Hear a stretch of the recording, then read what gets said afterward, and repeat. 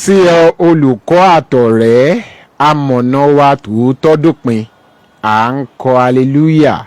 A dúpẹ́ lọ́wọ́ Ọlọ́run Olódùmarè, ọkàn ìmoore la mú wá ní ọ̀sán yìí sí ọba adániwáyé, ìrànlọ́wọ́ aláìlẹ́nìkan, ipá tó borí ipá, agbára tó ju agbára lọ, tó tún fún wa ní orí ọ̀fẹ́ láti wá sórí àkọ́tún ètò Ohun Àwọn Kerubu on FM. Kì í ṣe nípa ipá wa o, kì í ṣe nípa agbára wa, bí kò ṣe orí ọ̀fẹ́ Ọlọ́run alààyè tó tún ṣògo lórí ayé wa. Pẹ̀lú ọ̀rọ̀ yìí náà ni mo kí gbogbo wa káàbọ̀ sórí àkọ́tún ètò Ohun Àwọn Kerubu on FM. A dúpẹ́ lọ́wọ́ ọba adániwáyé tó fún wa ní orí ọ̀fẹ́, a sì ń dúpẹ́ lọ́wọ́ gbogbo ẹ̀yin tí Ọlọ́run lò fún ìtẹ̀síwájú ètò yìí, gbogbo ẹ̀yin tẹ̀ ń tọ́ bọ ìṣúra yín pé ètò yìí kó máa tẹ̀síwájú. A dúpẹ́ o fún àánú rẹ̀ àti ojúrere rẹ̀ lórí wa tó fi pa wá mọ́ títí di òní. Gbogbo yín pátá la dúpẹ́ lọ́wọ́ yẹn tí Ọlọ́run lò láti jẹ́ kí ètò yìí kó máa tẹ̀síwájú. Lórúkọ Jésù mo gbàdúrà bí ẹ ti ń tọ́ bọ ìṣúra yín láti jẹ́ kí ètò yìí kó máa tẹ̀síwájú, ìrànlọ́wọ́ aláìlẹ́nìkan, ipá tó borí ipá, agbára tó ju agbára lọ yóò dìde fún ìrànlọ́wọ́ gbogbo wa ní orúkọ ti Jésù Kristi. Tayọ̀tayọ̀, ti ìdùnnú, ti ìfọ̀kànbalẹ̀ ọkàn, ti àlàáfíà àtagbára tó ń bẹ nínú ẹ̀jẹ̀ Jésù ni mo kí gbogbo wa káàbọ̀ sórí àkọ́tún ètò Ohun Àwọn Kerubu on FM lórí ìkànnì Sweet 107.1 FM ní òkè tèmídìrè nílùú Abẹ́òkúta. Ó fẹ́ mi ọmọ màmá Ṣẹ̀gàndògo, ọmọ Ògo Tuntun, ó lọ fún iṣẹ́ ìránṣẹ́ tó kàn. Mo sì ń kí wa kú òjò wẹ́líwẹ́lí yìí o, òjò ìtura, òjò ayọ̀, òjò ìdùnnú, òjò ìtẹ̀síwájú, òjò ìrànlọ́wọ́, òjò ìgbédìde, òjò ìmúpadàbọ̀sípò ni yóò jẹ́ fún ìwọ, ilé rẹ, iṣẹ́ rẹ, ìgbéyàwó rẹ àti gbogbo ohun tó o ní lórúkọ ti Jésù Kristi. Kò ní òjò ìbànújẹ́, òjò ẹ̀sín, òjò ẹkún, òjò ọ̀fọ̀ kò ní rọ̀ sórí ayé rẹ lórúkọ Jésù. Níbikíbi tó wà, ìrànlọ́wọ́ Ọlọ́run ọ̀gá ògo á dìde fún ayé wa. Ọ̀rọ̀ a tún fẹ́ ṣe payá lórí ọ̀rọ̀ Ọlọ́run, àwọn nǹkan tó ń ṣẹlẹ̀ nínú ìjọ, bí ó tún ṣe ń lọ nínú ìjọ Ọlọ́run láàyè la tún fẹ́ ṣe payá rẹ̀ lórí ètò tòní. Ajínrere Michael Adébọ̀wálé Adéoyè lórúkọ tèmi, ọmọ bàbá ládùúrà ní Kọ̀tún, bàbá ìjọ lórí rédíò. Ohun ẹni tí ń kígbe ní ìjọ ayé, ẹtún ọ̀nà Olúwa ṣe. Ẹ kú àtàárọ̀, ẹ káàbọ̀ sórí ètò tòní.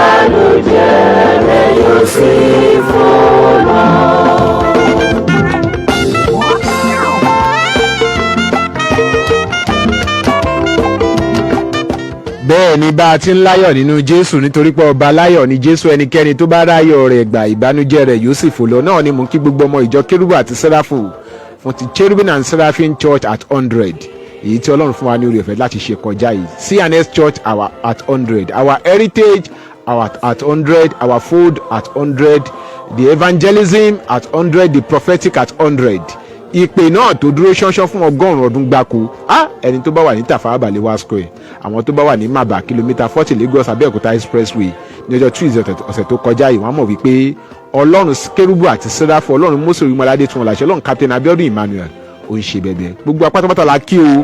Ẹ̀mí wa tó centenary tọdún yìí lórúkọ Jésù kò ní rí lórí ìbànújẹ́, kò ní rí lórí ọ̀fọ̀, kò sì ní rí lórí ẹkún lórúkọ Jésù Kristi Olúwa wa. Mò ń bọ̀ ná.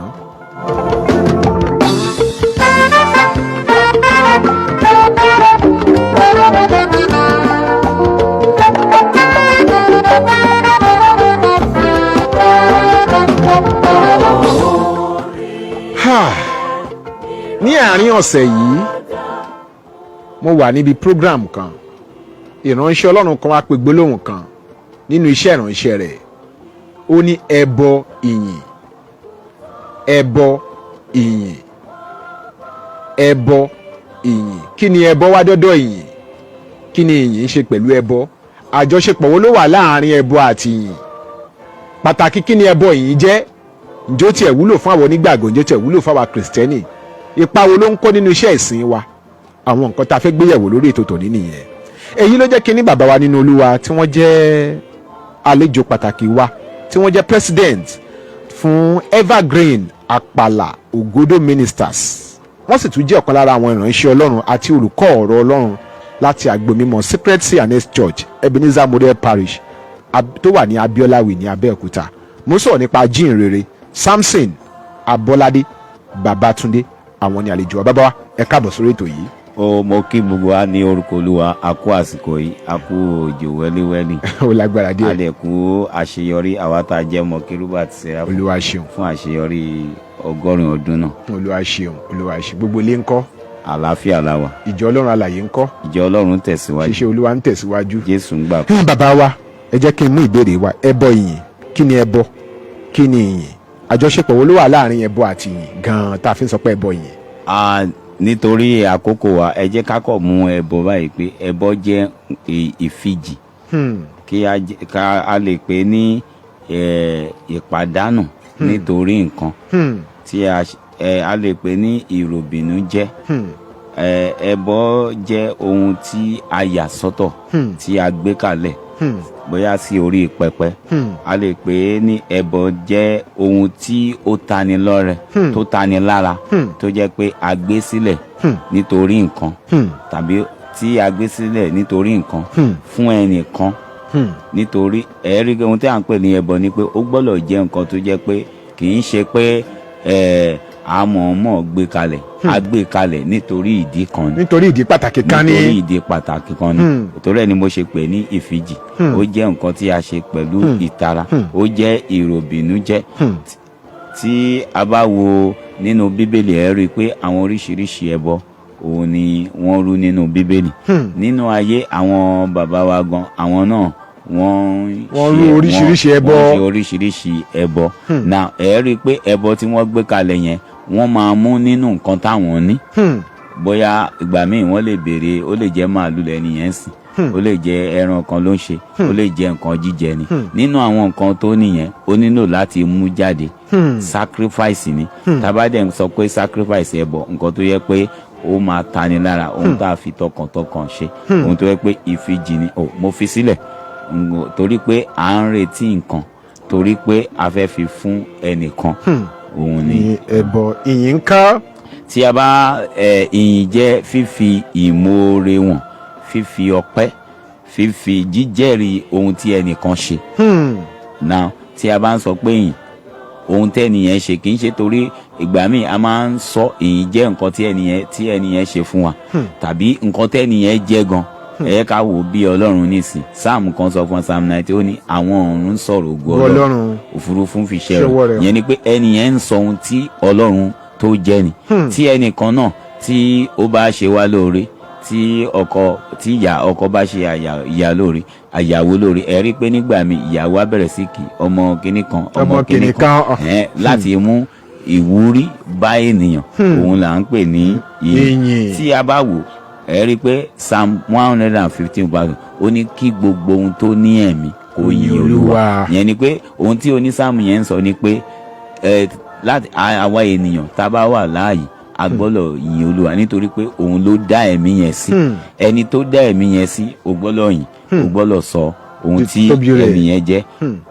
Now tí a bá tún wo Psalm 50 nípa àjọṣepọ̀ tó wà nínú ẹbọ àti ìyìn. Mo ní sọ pé ẹbọ àti ìyìn ni pé irú ẹbọ tí Ọlọ́run fẹ́ lọ́wọ́ wa. Now irú ẹbọ tí ó ṣe ìtẹ́wọ́gbà jù ni.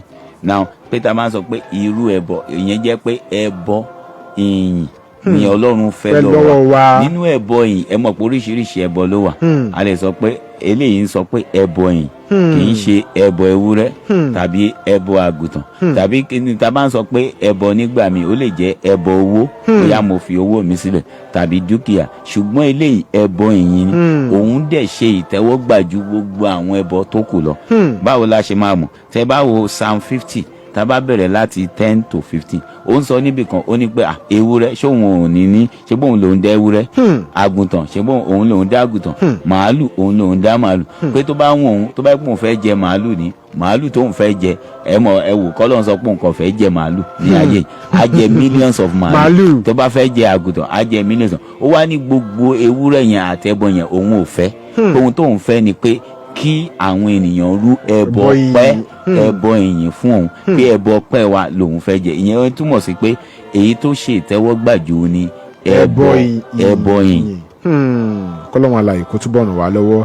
ẹ jẹ́ ká wá wò nínú ìjọ Ọlọ́run lónìí bàbá wa, kí ni àwọn nǹkan tí ń ṣe ojúlówó pọ́nbélé ẹbọ ìyìn tòótọ́ tá à ń rí gẹ́gẹ́ bí ẹbọ ìyìn nínú ìjọ Ọlọ́run? tí a bá sọ pé ẹbọ ìyìn, ohun tá à ń sọ ni pé kí a lọ síwájú Ọlọ́run, bóyá fúnra wa, ó lè jẹ́ láàrin èèyàn méjì, wọ́n lè jù bẹ́ẹ̀ lọ, ó lè jẹ́ akọrin, ó lè jẹ́ ọ̀pọ̀lọpọ̀ ènìyàn. ohun tí a fẹ́ ṣe ń bẹ̀ ni pé Ọlọ́run la fẹ́ yìn ń bẹ̀.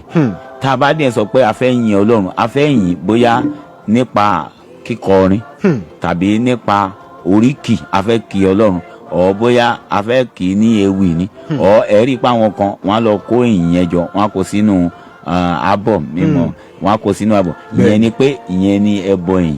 now tí a bá wo inú ìjọ káàkiri báyìí ní àgbáyé nìsín, ẹ rí i pé gbogbo wa, ọ̀pọ̀lọpọ̀ wa, ẹbọ ìyìn tó yẹ ká fún Ọlọ́run, ìyìn tó yẹ ká fún Ọlọ́run, àti sọ di nǹkan mi.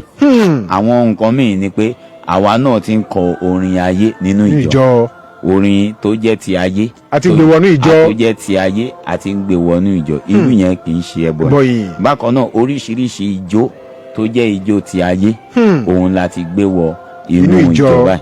bákan náà tí a bá fẹ́ fífi ara wa wọ̀n, ọ̀pọ̀lọpọ̀ àwa tá à ń kọrin yìí à ń fi ara wọn fún ènìyàn nígbà tí ó yẹ ká fi Ọlọ́run wọn. ṣe mọ̀ pé nínú ìyìn tá à ń yẹn, ta ló yẹ ká fi wọn bẹ̀? Ọlọ́run ni. ẹnìkan tẹ̀ sọ fún wa pé ta bá ń yin Ọlọ́run, when you are praising God, kì í ṣe pé o máa yìn torí nǹkan tó fẹ́ ṣe fún ẹ tàbí nǹkan tí ó ti ṣe, wàá máa yìn nítorí ohun tí Ọlọ́run jẹ́. ṣe mọ̀ pé Ọlọ́run wa nísìn olùbùkún ni. tí n bá débẹ̀ ń sọ pé Ọlọ́run, ìwọ tó jẹ́ olùbùkún, ìwọ tó jẹ́ olùpèsè, ìwọ tó lànà nínú òkun wa. náà mo ń sọ ohun tí Ọlọ́run jẹ́ nínú ìyìn ni, kì í ṣe pé ó dáa ká máa sọ pé Olúwa mo dúpẹ́ o jẹ́ ń kó, ṣùgbọ́n nígbà tá a bá ń sọ ẹwù àwa náà bí ohun àwọn kérúbù nísìn, tí bá mo rí kí wọn, tí bá ní ohun àwọn kérúbù, ọmọ bàbá àjọ, wọn ti rẹ́rìn, inú wa máa dùn. ìyẹn ni pé torí pé mò ń sọ ohun tẹ́ ẹ jẹ́.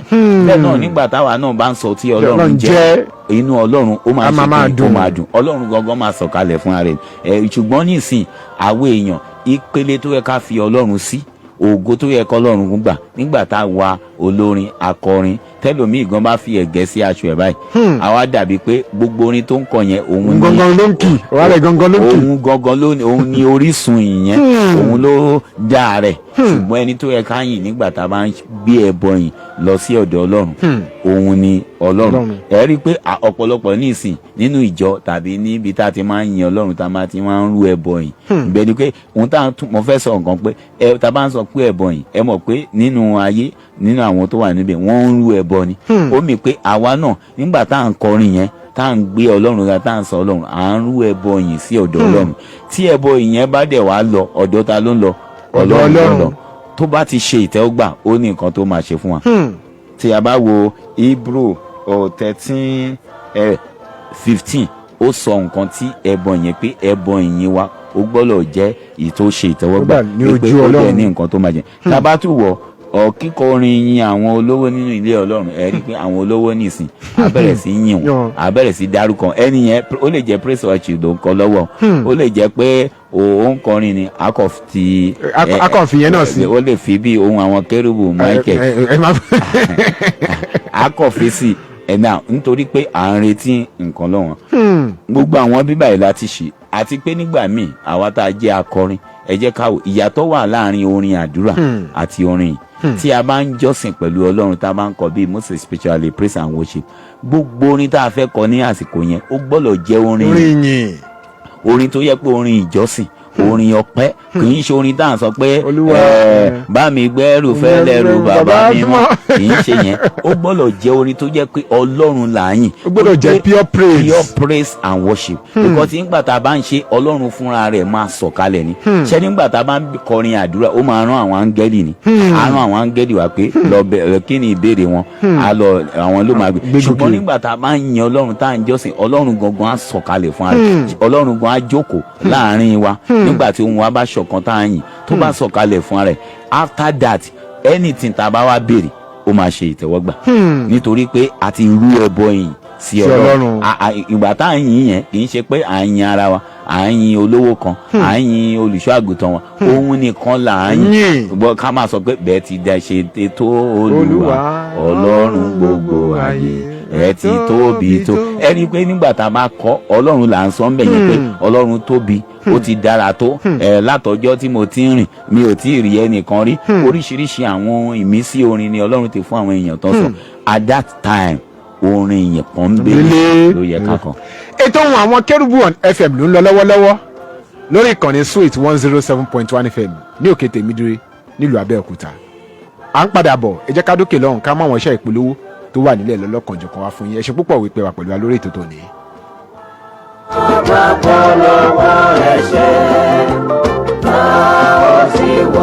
Ẹ tẹ́tí sí ìkéde pàtàkì Jah Over Shalom Spiritual Church àgọ́ Gideoni headquarters ló ń kéde ó sì ń pe gbogbo ènìyàn ṣíṣe ìdúpẹ́ àjọ̀dún ìkórè ọlọ́dọọdún ọdún karùndínlógójì irú 35 years annual harvest thanksgiving service ìṣàkóso nínú ìbùkún Dominion Blessing Genesis chapter 1 verse 26 ní àkórí jí yóò wáyé ní ọjọ́ ìsinmi Sunday kọ̀ọ̀kan nínú oṣù kẹwàá ọdún yìí Sunday October 5 2025 ní aago 11 òwúrọ̀ 11 a.m. nínú ilé ìjọsìn wọn tó wà behind Uwu Baptist Primary School àti Olúbadé Uwu Abẹ́òkúta Assistant Venerable Superior Evangelist A. Oríjà ni oníwàásù ọ̀jẹ̀ náà Royal Fathers of the Day His Royal Majesty Ọba Dr. Clement Kọ́láwọlé Akíọlá of Iléwó Orílẹ̀ Kingdom àti bàbá àwọ̀ His Royal Majesty Ọba Solomon Àtàndá Oyèbíolú of Areku Imperial Priest Prophet Omírẹ̀mí Elohim Baálẹ̀ Eru Iléwó Orílẹ̀ Kingdom Chairman Harvest Committee His Eminence Primate Prophet Dr. S.A. Adéàlá Supreme Head Jah Over Shalom Spiritual Church Worldwide olùgbàlejò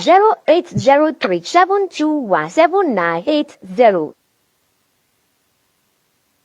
ọkàn wa lárẹwà sinmi láyà Jésù. bẹ́ẹ̀ni ìpín ńlá ni èyí sí ọ fún ìjọsìn orúkọ mímọ́ Ọlọ́run alààyè láàrin àwọn olùsìn tòótọ́ lógo mímọ́ rẹ̀ ń tàn nínú ìjọ the Eternal Sacred Order of Zionist Church ògo ẹ̀rí tàn onítẹ̀síwájú international ògénò tèmídìrè district headquarters. ọjọ́ Monday ní aago 9 òwúrọ̀ ìsìn àwọn aláboyún àtàwọn tó wojú Olúwa. ìṣòro àwọn fàdúrà jagun ní ọjọ́ Tuesday ní aago 11 alẹ́. ìsìn àwọn wòlíì àti Ṣílò ní ọjọ́ Wednesday ní aago 9 òwúrọ̀. gbogbo Friday àkọ́kọ́ nínú oṣù ní ìṣòro alágbára ní aago 11 alẹ́. Sunday school ní ọjọ́ ìsinmi ní aago 8 òwúrọ̀. ìsìn ìdúpẹ́ ọjọ́ ìsinmi Sunday service yóò bẹ̀rẹ̀ ní aago 9 òwúrọ̀. ó yá múra ká lọ jọ́sìn fún Olúwa nínú ìjọ the Eternal Sacred Order of Zionist Church ògo ẹ̀rí tàn onítẹ̀síwájú international ògénò tèmídìrè district headquarters 18 Salima Ṣùgbẹ̀sán avenue opposite Crown Royal Abiola Way Abẹ́òkúta. wòlíì Dámilá Stephen Adékúnlé JP bàbá ògo ni Olúwa ń lò fún iṣẹ́ mímọ́ rẹ̀ níbẹ̀. 0803-353-3002 kó àníyàn rẹ̀ tọ̀ Jésù olùgbàlà wá kò sóhun tí ipá rẹ̀ lè ṣe láìsí ìdásí àtòkè wá.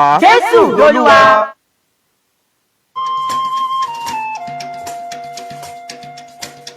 ẹ̀yin aráyé gbọ́ ìgbáyé kù sí dẹ̀dẹ̀ ẹ jẹ́ ká sìn Jésù káyé tó lọ. ẹ bá jẹ́ ká kọ́lé ilé ayọ̀ sí òkè ká má ṣe kábàámọ̀ ìgbẹ̀yìn o. olùṣe wáyé jọ̀wọ́ wá ṣe wáyé fọ́run. olùṣe wáyé jọ̀wọ́ wá ṣe wáyé fọ́run. ká lè gbọ́ ohùn ìpè ó ṣeun ká lè sìn ọ́ lókè o.